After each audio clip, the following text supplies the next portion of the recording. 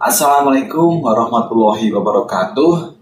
Selamat datang kembali ya di channel Pejuang Mantri. Baik, seperti biasa ya, di video ini kita akan berlatih mengenai soal-soal P3K Perawat. Dan latihan kali ini kita akan membahas mengenai komunikasi terapeutik. Karena ini banyak yang keluar ya di soal-soal P3K tahun ini.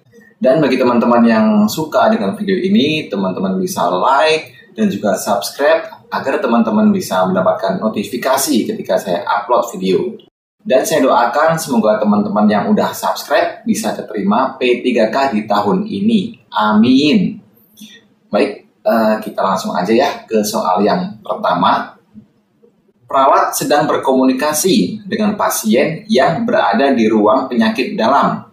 Perawat berkata, "Tujuan saya datang ke sini untuk membantu Bapak menemukan masalah yang membuat Bapak selalu merasa tidak nyaman selama ini. Menurut Bapak, berapa lama waktu yang akan kita butuhkan untuk tujuan ini? Bagaimana kalau 10 menit? Untuk tempat di dalam ruangan ini saja atau taman belakang?" Dan pertanyaannya, fase apakah yang sedang dilakukan oleh perawat? A. Fase kerja. B. Fase orientasi. C. Fase terminasi. D. Fase validasi. Atau E. Fase praorientasi. Jawabannya A, yaitu fase orientasi. Jadi dalam komunikasi terapeutik ini ada beberapa fase ya teman-teman, yaitu ada fase prainteraksi atau praorientasi, terus ada fase orientasi, fase kerja, dan juga fase terminasi. Teman-teman mungkin udah pada tahu ya, ini untuk review aja. Untuk fase prainteraksi ini merupakan fase persiapan yang dilakukan oleh perawat sebelum berinteraksi dan berkomunikasi kepada pasien atau klien. Di sini kita bisa persiapan alat, persiapan mental, dan persiapan-persiapan yang lainnya ya. Terus ada fase orientasi ya. Ini adalah fase awal interaksi antara perawat dan klien yang bertujuan untuk merencanakan apa yang akan dilakukan pada fase selanjutnya. Pada fase ini, perawat dapat memulai hubungan dan membina hubungan saling percaya. Terus memperjelas keluhan, masalah, atau kebutuhan klien dengan mengajukan pertanyaan tentang perasaan klien. Terus, merencanakan kontrak atau kesepakatan yang meliputi lokasi, kapan, lama pertemuan, dan bahan atau materi yang akan diperbincangkan. Sedangkan fase kerja, ini adalah fase terpenting ya, karena menyangkut kualitas hubungan perawat dan klien dalam asuhan keperawatan. Pada fase ini, perawat menggunakan teknik-teknik komunikasi dalam berkomunikasi dengan klien sesuai dengan tujuan yang telah ditetapkan ya, sesuai kontrak yang sebelumnya gimana. Terus yang terakhir, ini ada fase terminasi. Pada fase ini, perawat memberi kesempatan kepada klien untuk mengungkapkan keberhasilan dirinya dalam mencapai tujuan terapi dan ungkapan perasaannya atau perasaan dari pasien. Di sini ada 3 kegiatan utama yang harus dilakukan oleh perawat pada fase terminasi ini ya. Seperti melakukan evaluasi subjektif dan objektif. Terus merencanakan tindak lanjut interaksi dan membuat kontrak dengan klien untuk melakukan pertemuan selanjutnya. Baik, soal yang kedua ya. Ini masih sama mengenai komunikasi terapeutik ya. Perhatikan komunikasi yang dilakukan oleh perawat dan klien berikut ini. Perawat mengatakan, "Jelaskan kepada saya sejak kapan ibu mulai mengalami gangguan tidur dan mudah menangis." Terus di sini klien menjawab, "Lebih kurang 1 tahun yang lalu, sejak anak pertama saya meninggal. Terus akhir-akhir ini saya rasakan gangguan tersebut lebih meningkat, terutama sejak anak kedua saya sering sakit-sakitan seperti ini." Pertanyaannya, proses komunikasi yang sedang terjadi sesuai situasi tersebut adalah A. Fase praorientasi, Fase orientasi. C. Fase kerja. D. Fase terminasi. Atau E. Fase validasi. Jawabannya C ya, yaitu fase kerja. Jadi untuk pembahasannya ini sama ya dengan soal yang pertama, yaitu fase komunikasi terapeutik ini kan ada 4 ya, yaitu praorientasi, orientasi, kerja, dan juga evaluasi. Di sini perawat mengatakan, jelaskan kepada saya sejak kapan ibu mulai mengalami gangguan tidur. Nah, di sini perawat itu mencoba menggali tentang keluhan ibu atau klien ini sendiri. Jadi ini adalah fase kerja ya teman-teman ya. Karena fase ini adalah fase terpenting karena menyangkut kualitas hubungan perawat dan klien dalam asuhan keperawatan. Dan di fase ini perawat menggunakan teknik-teknik komunikasi dalam berkomunikasi dengan klien sesuai dengan tujuan yang telah ditetapkan. Baik, soal yang selanjutnya ya. Seorang perawat tampak duduk bersama pasien untuk memberikan informasi tentang pencegahan kekambuhan. Tampak perawat duduk dengan posisi kaki menyilang, yaitu satu kaki di atas kaki lainnya. Volume keras, menghadap pasien, dan mempertahankan pandangan ke arah pasien. Pertanyaannya, sikap perawat yang harus dikoreksi sehingga selalu tampil dengan sikap profesional adalah A. Volume suara keras. B. Menghadap pasien. C. Pandangan ke arah pasien. D. Posisi satu kaki di atas kaki lainnya. Atau E. Bersikap terbuka.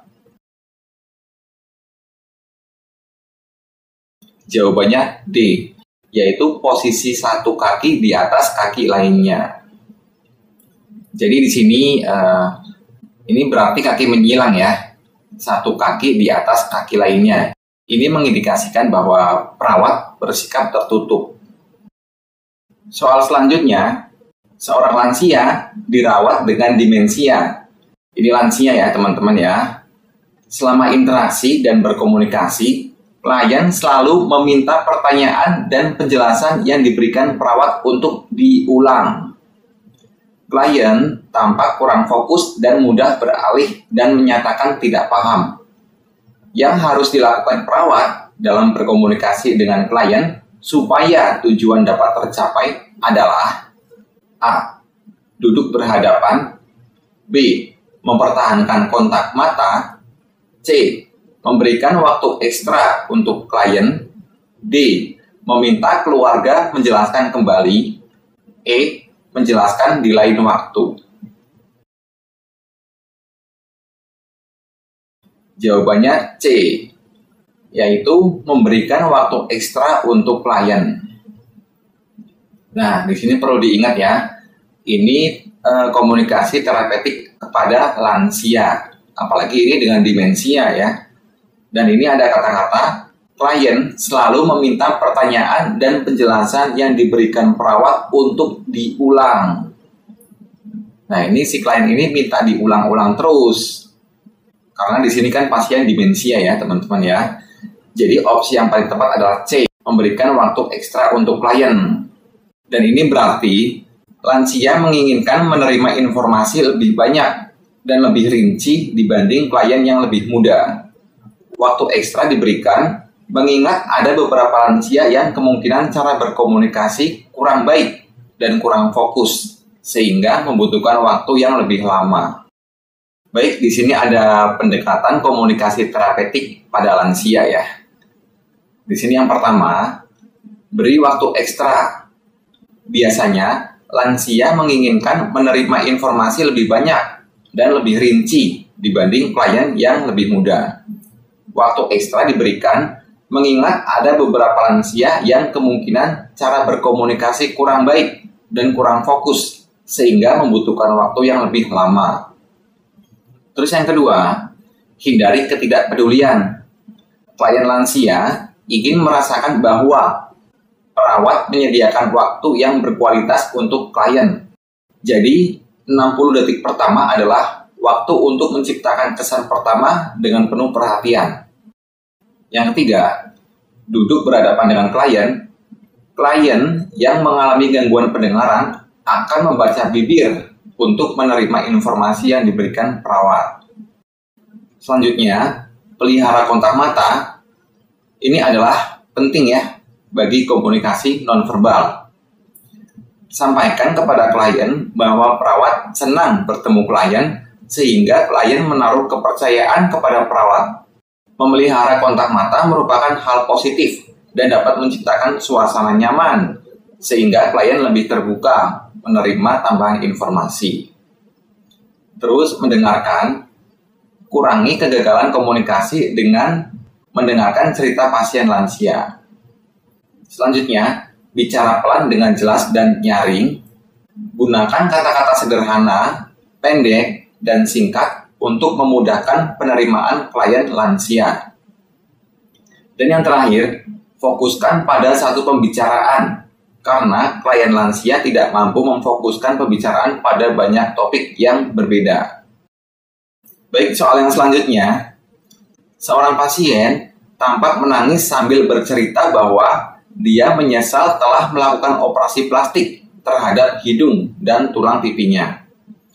Pasien mengatakan takut akan dosa-dosa yang diperbuatnya karena mengubah ciptaan Tuhan. Pertanyaannya, teknik komunikasi yang tepat digunakan sesuai situasi tersebut adalah A. Listening, B. Restating, C. Focusing, D. Clarification, atau E. Informing. Jawabannya A, yaitu listening ya.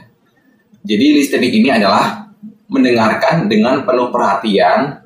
Ini merupakan upaya untuk mengerti seluruh pesan verbal dan nonverbal yang sedang dikomunikasikan.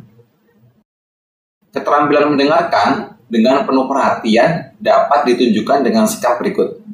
Yang pertama, pandang klien ketika sedang berbicara. Yang kedua, pertahankan kotak mata yang memancarkan keinginan untuk mendengarkan. Dan yang ketiga, hindarkan gerakan yang tidak perlu. Ini 3 poin penting ya. Baik, mungkin cukup sekian ya latihan soal kita di video kali ini. Dan bagi teman-teman yang suka dengan video ini, teman-teman bisa like. Dan jangan lupa subscribe. Dan saya doakan yang udah subscribe, semoga bisa keterima P3K di tahun ini. Amin. Salam dari Pejuang Mantri.